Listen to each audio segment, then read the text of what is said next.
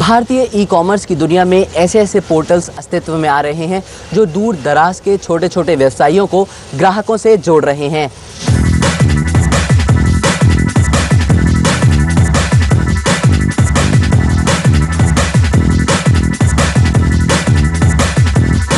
भारत में e commerce ने एक और पायदान तय कर लिया है।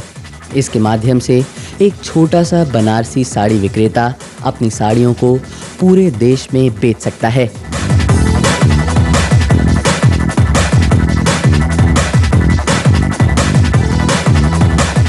ठीक उसी तरह एक मिठाई वाला या नमकीन वाला अपने प्रोडक्ट्स को ऑनलाइन पूरे देश में मार्केट कर सकता है। भारत में कुछ ऑनलाइन स्टोर्स आ गए हैं जो छोटे छोटे बिजनेसेस को एक ऑनलाइन प्लेटफॉर्म दे रहे हैं जिससे ये पूरे देश में अपने प्रोडक्ट्स को बेच सकें।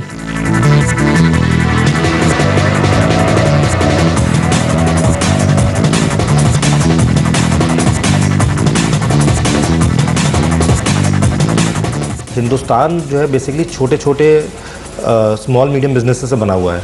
छोटे छोटे रिटेलर्स हैं यहाँ पे, और जो बड़ी ऑर्गेनाइज्ड रिटेल है वो अभी हिंदुस्तान में ना तो अभी आई है और ना ही एक्चुअली आएगी। तो हमारा पॉइंट ऑफ व्यू ये था कि हमें कुछ ऐसा करना चाहिए जहाँ पर हम ये जो हज़ारों लाखों स्मॉल मीडियम बिजनेसेस हैं इनको एम्पावर करें, कि ये एक प्लेटफॉर्म बनाए इनके लिए जो कि अपना सामान जो भी अब सिर्फ अपने लोकल एरिया में बेचते हैं वो पूरे हिंदुस्तान में बेच सकें। और हमने प्लेटफॉर्म बनाया। आज हमारे पास 50,000 मर्चेंट्स हैं जो कि अपना सामान डायरेक्टली उपभोक्ता को या कंज्यूमर्स को डायरेक्टली बेचते हैं।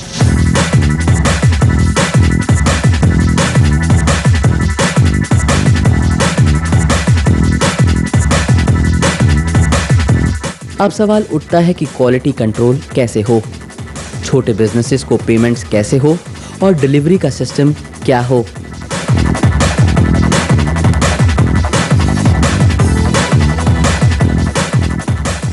आपसे हम बस 3 चीज़ चाहते हैं कि अपना प्रोडक्ट आपके पास होना चाहिए, उसका प्राइस आप डिसाइड करेंगे और उसकी पिक्चर कैटलॉग जो है वो आप बना के देंगे।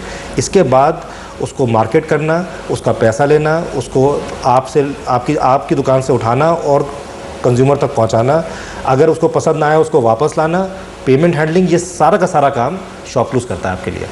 जैसे जैसे पैसा आता जाता है, आपका सामान डिलीवर होता जाता है, वैसे वैसे आपके बैंक में पैसे आते रहते हैं।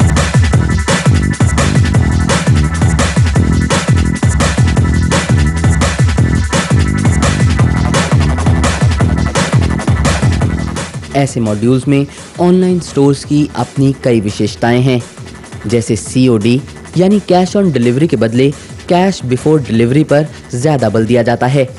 इन्हें वेयर हाउसेस की ज़रूरत नहीं होती।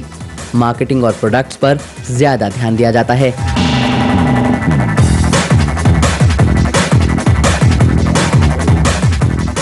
तो कैश बिफोर डिलीवरी का एम यह है कि काफ़ी सारे कंज्यूमर्स जो हैं, हमारे जो बायर्स हैं, उनको पता है कि कैसे अपना मोबाइल रिचार्ज कराते हैं। उनको ये कॉन्सेप्ट क्लियर है कि दुकान पर जाके पैसे दिए और सामान लेना। तो कैश बिफोर डिलीवरी में वो क्या कर सकते हैं कि वो इंटरनेट पे सामान खरीद सकते हैं और उनको हम बता देते हैं कि आपके घर के से 50 मीटर दूर या 100 मीटर दूर इस दुकान पर आप जाके पैसे जमा करा दीजिए इस ऑर्डर नंबर के अगेंस्ट। जैसे उनके पैसे जमा होते हैं वैसे ही उनका ऑर्डर कंफर्म हो जाता है और वो सामान उनके घर पर डिलीवर हो जाता है, या अगर वो चाहें तो वो सामान दुकान पे भी मंगवा सकते हैं।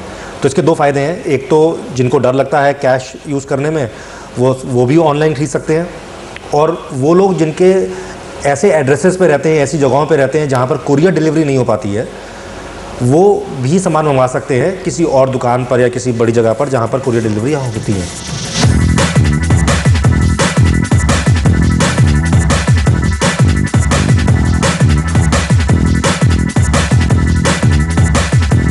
यूँ तो ई कॉमर्स के क्षेत्र में कई बदलाव आए हैं, कई कमियों को खत्म करने की कोशिश हो रही है, लेकिन कुछ मूलभूत कमियां इस क्षेत्र के विकास में बड़ी बाधा बनी हुई हैं।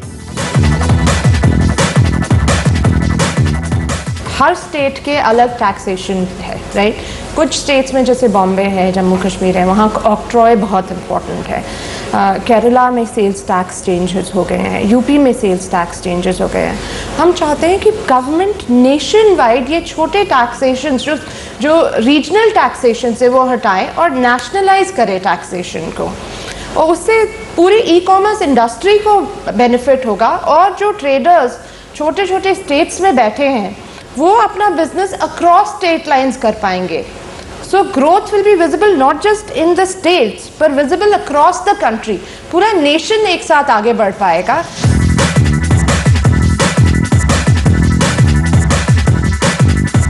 यही नहीं, ई कॉमर्स में विकास के लिए लॉजिस्टिक्स, वेयरहाउस और निवेश नीति में व्यापक बदलाव की जरूरत है।